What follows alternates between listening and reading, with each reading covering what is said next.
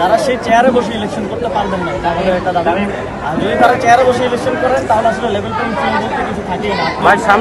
যাকে mayor election করাবেন তাকে ইলেকশন করার জন্য মেয়র বানিয়েছে, ওনাদেরকে চেয়ারে বসিয়ে দিয়েছে। খুবই হাস্যকরভাবে তারা যেখানে যাচ্ছেন সব জায়গায় তারা বলছেন যে আপনারা আমাদেরকে ভোট দেন, ভোট দিলে আমরা এটা করবো এটা করবো। তো ওনারা মেয়রের চেয়ারে বসে থেকে এখন করতে পারতেছেন না, ভোট দিলে তারা করবেন। এবং তারপরে যেটা আরিফ ভাই বললেন যে সরকারি কোষাগারের টাকায়, সিটি কর্পোরেশনের টাকায় তারা নিজেদের নির্বাচনী প্রচারণা করছেন, সিটি কর্পোরেশনের লোগো ব্যবহার করছেন সাধারণ প্রচারণায়, এবং যাদের দায়িত্ব আসলে নগরীতে অতিরিক্ত পোস্টার এগুলো সরানো, এগুলো পরিষ্কার পরিচ্ছন্ন রাখা, তারা লাখ লাখ পোস্টার লাগিয়ে নগরটা দূষিত করে ফেলেছে। এবং আমরা তো দেখেছি যে সিটি কর্পোরেশন আমাদের কাছে একটা কেস স্টাডি হয়ে গেছে জনগণের জায়গা থেকে, যে তারা আসলে মেয়র হলে কীভাবে কী করবেন। এই ইয়াতে কোরবানি ঈদে আমরা দেখেছি যে হাট নিয়ে তারা কী করেছে, যেখানে জীবনে কোনো হাট হতো না, মানুষের আবাসিক এলাকার ভিতরে পর্যন্ত তাদের পৃষ্ঠপোষকতায় হাট হয়েছে, মেট্রো রেলের স্টেশনের নিচে তাদের পৃষ্ঠপোষকতায় হাট হয়েছে। এই যে অব্যবস্থাপনা তারা প্রশাসক হয়ে করছেন, এটা দিয়ে তারা প্রমাণ করে দিয়েছেন যে তারা মেয়র হওয়ার, এই শহরে মেয়র হওয়ার যোগ্য না। এবং আগামী দিনেও আমরা মনে করি যে কোনোভাবেই তাদের এই প্রশাসকের পদে বসে থেকে নির্বাচন করতে দেওয়া উচিত না।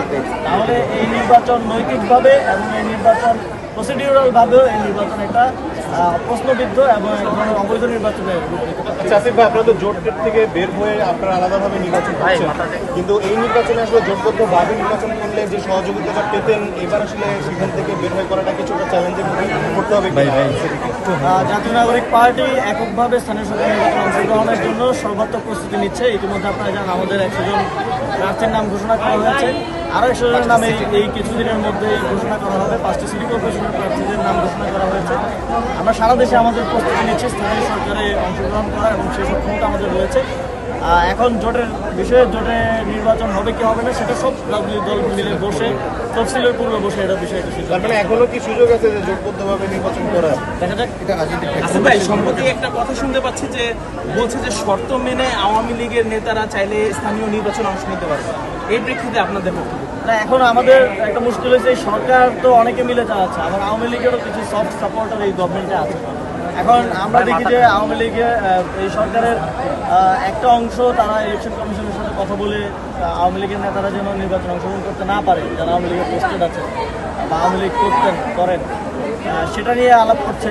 আবার সরকারের একজন উপদেষ্টাকে দেখছি, তিনি বলছেন যে আওয়ামী লীগ নির্বাচন করতে পারবে। তো সরকারের দিক থেকে আসলে মেসেজটা ক্লিয়ার না। আমার তো মনে হয় যে সরকারের একটা অংশ আওয়ামী লীগও চালাচ্ছে বিএনপির সাথে সাথে, কারণ এইটা তো প্রশ্নই ওঠার কথা না যে একটা নিষিদ্ধ সংগঠনের নেতারা কীভাবে নির্বাচন অংশগ্রহণ করতে পারে। নিষিদ্ধ সংগঠনের কার্যক্রম নিষিদ্ধ, মানে সব ধরনের কার্যক্রম নিষিদ্ধ, এবং তাদের পোস্টেড নেতা কর্মীদের সব ধরনের কার্যক্রম, নির্বাচন অংশগ্রহণ, এই সব কিছু নিষিদ্ধ হওয়া উচিত। সবচেয়ে একটা বিষয় যে বিভিন্ন জায়গায় মিছিল দেখা যাচ্ছে বিশেষ সংগঠনের, আওয়ামী লীগের, ছাত্রলীগের, এটা নিয়ে আসলে এনসিপির কোনো বার্তা আছে কিনা? আমরা মনে করি এটা সরকারের আইন শৃঙ্খলা পরিস্থিতি নিয়ন্ত্রণের ব্যর্থতা, এবং আমরা আসলে অন্তর্বর্তী সরকারের আমলেও এত মিছিল দেখি নাই। যদিও বলা হতো অন্তর্বর্তী সরকার আইন শৃঙ্খলা রক্ষা করতে পারছে না, তারা হোম মিনিস্ট্রি চালাইতে পারছে না। আমরা দেখছি এখন আরও দুর্বল অবস্থা হোম মিনিস্ট্রির, তারা আরও হোম মিনিস্ট্রি চালাইতে পারছে না, এবং ঢাকায় থানায় থানায় মিছিল হচ্ছে। এটা আমরা মনে করি স্বরাষ্ট্রমন্ত্রী এবং এই সরকারের ব্যর্থতা, এবং এই নিষিদ্ধ আইনত যেই সংগঠন নিষিদ্ধ, তার কার্যক্রম নিষিদ্ধ, এটা নিশ্চিত করাটা হচ্ছে স্বরাষ্ট্রমন্ত্রী এবং স্বরাষ্ট্র মন্ত্রণালয়ের দায়িত্ব। তারা দায়িত্ব। ধন্যবাদ।